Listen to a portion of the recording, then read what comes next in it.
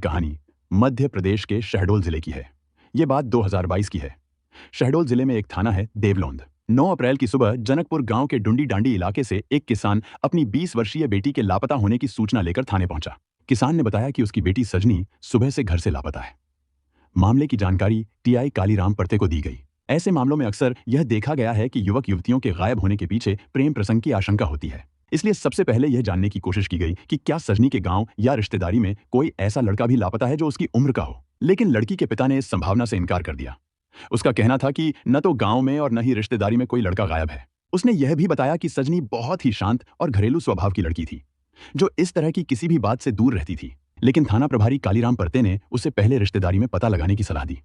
आमतौर पर पुलिस ऐसे मामलों में यह मानती है कि कभी कभी नाराज होकर लड़कियां अपने किसी नजदीकी रिश्तेदार के यहां चली जाती हैं। लेकिन जब किसान ने बताया कि उसकी बेटी को लापता हुए 1-2 दिन नहीं बल्कि पूरे 10 दिन हो चुके हैं, तब मामला और गंभीर हो गया। उसने बताया कि 31 मार्च से सजनी गायब है और इस दौरान उसने दूर दराज के रिश्तेदारों तक जाकर पता करने की कोशिश की, लेकिन कहीं से कोई जानकारी नहीं मिल पाई। अब वह हर कोशिश करके थक चुका है, इसलिए थाने आया है। यह सब जानने के बाद थाना प्रभारी कालीराम परते ने तुरंत सजनी की गुमशुदगी दर्ज की। घटना की गंभीरता को देखते हुए इसकी सूचना एसडीओपी रवि प्रकाश और शहडोल एसपी अवधेश गोस्वामी को भी दे दी गई। साथ ही सजनी की तलाश के लिए एक विशेष पुलिस टीम गठित कर दी गई, जो मामले की जांच में जुट गई। क्योंकि मामला एक जवान युवती के 10 दिनों से लापता होने का था, इसलिए एसडीओपी रवि प्रकाश ने स्वयं डुंडी डांडी जनकपुर पहुंचकर सजनी के परिवार से मुलाकात की। उन्होंने परिवार से पूरी घटना की विस्तार से जानकारी ली और देवलोंद थाना प्रभारी श्री कालीराम परते और उनकी टीम को जांच के लिए आवश्यक दिशा निर्देश दिए। असल में सजनी को लापता हुए 10 दिन से भी ज्यादा समय बीत चुका था। परिवार के लोग हर संभव रिश्तेदारी में जाकर उसकी तलाश कर चुके थे, लेकिन कहीं कोई सुराग नहीं मिला। गांव के किसी भी युवक के अचानक बाहर जाने की बात भी सामने नहीं आई थी, जिससे यह तय हो गया कि यह सामान्य गुमशुदगी का मामला नहीं है। इन परिस्थितियों को देखते हुए पुलिस ने गांव के आसपास के जंगलों में सर्च अभियान चलाने का निर्णय लिया। एक आशंका यह भी थी कि कहीं कोई जंगली जानवर उसे नुकसान तो नहीं पहुंचा गया। इसी खोजबीन के दौरान 13 अप्रैल को पुलिस को एक चौंकाने वाली जानकारी मिली। सजनी के घर से कुछ ही दूरी पर स्थित जंगल में एक ऊंचे सरई के पेड़ की डाल पर फांसी से लटकता हुआ उसका शव मिल गया। गर्मी के मौसम में शव लगभग 15 दिनों तक पेड़ पर लटका रहा, जिससे उसकी हालत बेहद खराब हो गई थी। शरीर सड़गल चुका था और मांस नीचे टपकने लगा था। हालांकि शव पहचानने लायक नहीं बचा था, लेकिन परिजनों ने कपड़ों के आधार पर उसकी पहचान सजनी के रूप में कर ली थी। इसके बावजूद पुलिस ने पुष्टि के लिए पोस्टमार्टम के दौरान शव के नमूने लेकर डीएनए जांच के लिए भेजे थे। सजनी की गुमशुदगी के पूरे 15 दिन बाद जब उसका शव घर से कुछ ही दूरी पर जंगल में एक ऊंचे सरई के पेड़ से लटका हुआ मिला, तो मामला गंभीर हो गया था। सरई का वह पेड़ इतना ऊंचा था कि यह मानना मुश्किल था कि कोई लड़की अकेले बिना किसी की मदद के इतनी ऊंचाई तक चढ़कर खुद को फांसी पर लटका सकती है। अगर यह मान भी लिया जाए कि सजनी ने आत्महत्या की थी, तो सवाल यह उठता था कि उसने आसपास के कम ऊंचाई वाले पेड़ों के बजाय इतना ऊंचा पेड़ क्यों चुना। इन तमाम संदेहों को देखते हुए शहडोल के पुलिस अधीक्षक अवधेश गोस्वामी ने इस मामले को संदिग्ध मानते हुए गहराई से जांच करने के आदेश दिए थे। लगभग 1 हफ्ते बाद पुलिस को सजनी के शव की पोस्टमार्टम रिपोर्ट प्राप्त हुई। रिपोर्ट में यह संभावना जताई गई थी कि मृतका की मृत्यु से पूर्व उसके साथ शारीरिक संबंध बनाए गए थे। यह जानकारी सामने आने के बाद पुलिस ने जांच की दिशा को गंभीर अपराध की ओर मोड़ दिया और गांव में पूछताछ का दायरा बढ़ा दिया। पुलिस ने उन युवकों की जानकारी जुटाना शुरू की जिनका सजनी के साथ मेल जोल या संपर्क रहा हो। इसी प्रक्रिया में एक रमेश साकेत नाम सामने आया, जो गांव में सजनी के ठीक पड़ोस में रहता था। पूछताछ के दौरान कुछ ग्रामीणों ने यह भी बताया था कि सजनी और रमेश के बीच प्रेम संबंध होने की बातें गांव में पहले से चल रही थी। रमेश, जो कि गुजरात के सूरत शहर में नौकरी करता था, पुलिस की जांच में इसलिए संदेह के घेरे में आया क्योंकि जिस समय सजनी लापता हुई थी वह उन दिनों होली मनाने गांव डुंडी डांडी आया हुआ था।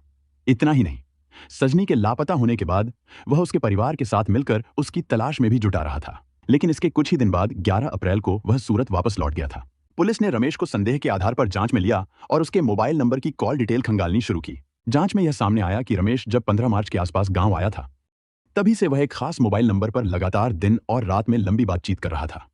उस नंबर की लोकेशन भी उसी गांव की पाई गई थी।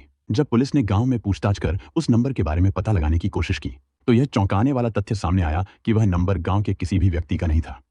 कोई भी उस नंबर को पहचानता नहीं था। सबसे अहम बात यह थी कि रमेश की उस अनजान नंबर से आखिरी बार बातचीत उसी दिन हुई थी जिस दिन सजनी घर से लापता हुई थी। 31 मार्च को दोपहर के वक्त जब सजनी घर से निकली थी, उसके बाद से रमेश के मोबाइल से उस अनजान नंबर पर एक भी कॉल नहीं गई। यह देखकर एसडीओपी रवि प्रकाश को लगा कि हो ना हो वो नंबर शायद सजनी का ही रहा हो, क्योंकि उसी दिन और उसी वक्त उस नंबर की लोकेशन जंगल में उसी जगह मिली थी जहां बाद में उसकी लाश पेड़ से लटकी मिली। अब चौंकाने वाली बात यह थी कि ठीक उसी वक्त रमेश का मोबाइल भी वहीं उसी जगह ट्रेस हुआ। यहीं से पुलिस को पक्का शक हो गया कि रमेश इस मामले में सीधे सीधे जुड़ा है। फिर क्या था? पुलिस ने रमेश के घरवालों पर थोड़ा दबाव बनाया और उसे सूरत से वापस बुलवाया। जब रमेश थाने पहुंचा तो पहले तो वो यही दिखाता रहा कि उसे कुछ नहीं पता और वो तो खुद सजनी को ढूंढने में मदद कर रहा था। लेकिन पुलिस वालों ने जब एक के बाद एक सवाल दागने शुरू किए तो वो धीरे धीरे घबराने लगा। आखिर में बातों में फंसकर उसने खुद ही मान लिया कि उसी ने सब किया है और फिर सारी कहानी पुलिस को बता दी। रमेश के अनुसार सजनी से उसके प्रेम संबंध तब से थे जब वह महज 15 साल की थी। दोनों की प्रेम कहानी काफी धीरे धीरे आगे बढ़ी। उसके और सजनी के बीच पहले शारीरिक संबंध कोई 3 साल पहले बने थे, जब रमेश नौकरी की तलाश में गांव से गुजरात जाने वाला था। इसके बाद रमेश जब भी गांव आता तो जितने दिन वह गांव में रुकता उतने दिन रोज ही सजनी और रमेश एक दूसरे से मिलकर अपने तन की प्यास बुझाने की कोशिश में रहते। लेकिन पहले बात और थी। उस समय जब सजनी छोटी थी तब उसे घरवालों की तरफ से सहेलियों से मिलने जुलने की पूरी छूट मिली हुई थी। उसी बहाने वो रमेश से भी मिल लिया करती थी। दोनों पहले से तय जगह पर मिलते, बातें करते और वक्त बिताते थे। उस समय किसी को शक नहीं होता था। लेकिन जैसे जैसे सजनी बड़ी होती गई और उसमें जवानी की आहट दिखने लगी, घर वालों ने उस पर रोक टोक शुरू कर दी। अब बिना वजह घर से निकलना या ज्यादा देर बाहर रहना मुश्किल हो गया था। रमेश जब सूरत से गांव आता तो कई कई महीने रुकता था, लेकिन अब वह मुश्किल से 2-4 बार ही सजनी से मिल पाता था। इसलिए इस बार जब वह होली पर गांव आया तो सजनी के लिए एक स्मार्टफोन लेकर आया। असल में पिछली बार जब वो गांव में था तब दोनों ने आपस में यह तय कर लिया था कि अगली बार रमेश उसे चुपचाप एक मोबाइल देगा, ताकि दोनों रात के वक्त सजनी के घर के पीछे वाले आंगन में जब सब सो जाए तब बिना किसी को बताए मिल सके। गांव आने के अगले ही दिन रमेश ने जैसे तैसे मौका पाकर वो मोबाइल फोन सजनी को दे दिया, जैसा कि दोनों ने पहले ही तय कर रखा था। अब जब रात को घर के सभी लोग सो जाते तो सजनी रमेश को उसी मोबाइल से कॉल करके इशारा देती और फिर चुपचाप घर के पीछे वाले आंगन में जा पहुंचती। रमेश पहले से वहीं इंतजार करता होता। फिर रात के अंधेरे में चुपचाप दोनों हर रोज एक नया पल साथ बिताते। कभी कभी अगर दिन में रमेश को कोई मौका मिल जाता तो वो सजनी को कॉल कर गांव से थोड़ा बाहर किसी सुनसान जगह मिलने के लिए भी बुला लेता था। दोनों का रिश्ता पूरी तरह छिपा हुआ था। रमेश ने पुलिस को बताया कि सजनी के पास जो मोबाइल था उसकी जानकारी बस उन्हीं दोनों को थी, ना किसी घरवाले को पता था ना किसी और को। लेकिन 31 मार्च की सुबह जब रमेश ने सजनी को फोन किया ताकि उसे घर के पीछे जंगल में मिलने के लिए बुला सके तो फोन इंगेज आया, यानी वो पहले से किसी और से बात कर रही थी। बस यही बात रमेश को बुरी तरह खटक गई। उसके दिमाग में शक घर कर गया। उसे लगा, क्या सच में सजनी किसी और से भी बात कर रही है? क्या वो उसे धोखा दे रही है? इस गुस्से और उलझन में रमेश ने थोड़ी देर बाद फिर फोन किया। जब आखिरकार कॉल लगी तो उसने कुछ भी नहीं कहा, ना नाराजगी जताई न सवाल किया, बस सीधे इतना कहा कि दोपहर में जंगल में मिलना है।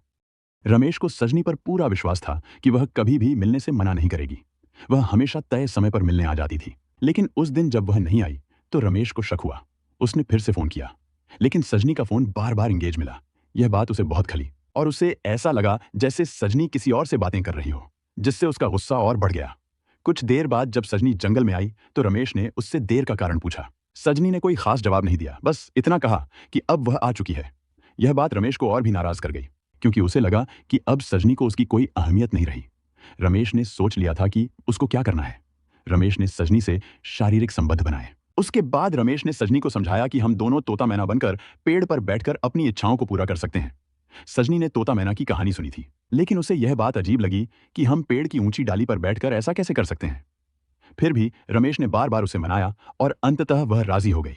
इसके बाद रमेश ने उसे पास खड़े एक ऊंचे सरई के पेड़ पर चढ़ने के लिए कहा और दोनों वहां पहुंच गए। रमेश ने बताया कि उस दिन जब दोनों पेड़ पर बैठे थे तो बातों बातों में उसने माहौल को हल्का बनाने की कोशिश की, लेकिन अंदर ही अंदर वह अब भी गुस्से और शक में डूबा हुआ था। धीरे धीरे जब सजनी का ध्यान भटका हुआ था, उसी दौरान रमेश ने उसका दुपट्टा इस तरह से गले में डाल दिया जैसे मजाक कर रहा हो। सजनी ने पहले तो इसे हल्के फुल्के अंदाज में लिया और आंखें बंद कर ली, जैसे वो अक्सर किया करती थी। लेकिन रमेश का इरादा अब बदल चुका था। उसने उसी दुपट्टे का दूसरा सिरा पास की ऊंची डाल से बांध दिया, इससे पहले कि सजनी कुछ समझ पाती या विरोध कर पाती। रमेश ने उसे अचानक नीचे की तरफ धक्का दे दिया।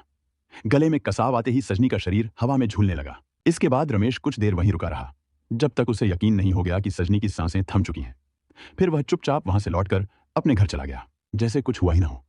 रमेश ने बताया कि उसे लगा था जब सजनी घर नहीं लौटेगी तो शाम तक गांव में उसकी गुमशुदगी की चर्चा फैल जाएगी, लेकिन हुआ इसके उलट। क्योंकि मामला जवान बेटी का था, इसलिए उसके परिवार वालों ने बिना शोर किए चुपचाप रिश्तेदारों और आसपास के इलाकों में उसे ढूंढना शुरू किया। जब रमेश ने देखा कि गांव में कोई खास हलचल नहीं मची तो 2 दिन बाद वह अपने मामा के घर चला गया। फिर कुछ दिन बाद जब वापस आया तब उसे पता चला कि सजनी के लापता होने की रिपोर्ट अब थाने में दर्ज हो चुकी है। यह जानकर वह भी 2 दिन तक सजनी की तलाश में परिवार वालों के साथ शामिल होने का दिखावा करता रहा। फिर 11 अप्रैल को यह कहकर कि उसे नौकरी पर लौटना है, वह वापस सूरत चला गया। 2 दिन बाद ही सूरत में रहते हुए उसे पता चल गया कि सजनी की लाश गांव के पास जंगल में मिली है। लेकिन उसे यकीन था कि अब इतने दिन बाद मिले सड़े गले शव से पुलिस कोई सुराग नहीं जुटा पाएगी। उसे लग रहा था कि मामला दब जाएगा। लेकिन पुलिस को जिस बात ने सबसे पहले चौंकाया वह था पेड़ की ऊंचाई जिससे सजनी का शव लटका मिला था। पुलिस को यह बात हजम नहीं हो रही थी कि कोई लड़की अकेले इतनी ऊंचाई तक चढ़े और खुद फांसी लगा ले। इसी शक के आधार पर जब जांच शुरू हुई तो धीरे धीरे सच्चाई बाहर आने लगी और रमेश की पूरी कहानी उजागर हो गई। रमेश ने पुलिस को दिए अपने बयान में यह माना कि उसने गुस्से में आकर सजनी की हत्या की थी, क्योंकि उस दिन उसका फोन बार बार इंगेज आ रहा था और उसे शक हुआ कि वो किसी और से बात कर रही है। लेकिन पुलिस को रमेश की यह बात पूरी तरह से सच नहीं लग रही है। गांव के लोगों को भी ये कहानी अधूरी लग रही है। उनका मानना है कि महज इतनी छोटी बात पर कोई इस हद तक नहीं जा सकता कि किसी की जान ले ले। गांव में चर्चा है कि सूरत में रमेश के किसी और लड़की से नजदीकियां बढ़ गई थीं और वह अब उसी से शादी करना चाहता था। लोगों का कहना है कि रमेश को डर था कि अगर उसने सजनी को छोड़कर किसी और से शादी की तो सजनी ये बात उजागर कर सकती है और उसका रिश्ता टूट सकता है। शायद इसी डर से उसने पहले से ही साजिश रची और होली के समय गांव आने पर पूरे प्लान के साथ सजनी को रास्ते से हटाने का फैसला कर लिया। वजह जो भी हो, लेकिन यह साफ है कि सजनी की मौत कोई हादसा नहीं थी। वो एक सोची समझी साजिश का हिस्सा थी। चाहे रमेश का गुस्सा असली वजह हो या फिर उसके जीवन में आई कोई दूसरी लड़की, सच ये है कि एक मासूम लड़की की जान गई, वो भी ऐसे शख्स के हाथों जिस पर वो आंख बंद करके भरोसा करती थी। पुलिस ने रमेश को गिरफ्तार कर जेल भेज दिया है। अब कोर्ट में केस चल रहा है। परिवार को बस अब यही उम्मीद है कि सजनी को न्याय जरूर मिलेगा। सजनी ने जिस इंसान पर सबसे ज्यादा भरोसा किया उसी ने उसकी जान ले ली। यह हमें सिखाता है कि रिश्तों में भावनाओं के साथ साथ सतर्कता भी जरूरी है। सिर्फ शक और गुस्से के चलते जान लेना, यह बताता है कि अगर लोग अपनी भावनाओं पर काबू पाना सीखें तो कई जिंदगियां बच सकती हैं।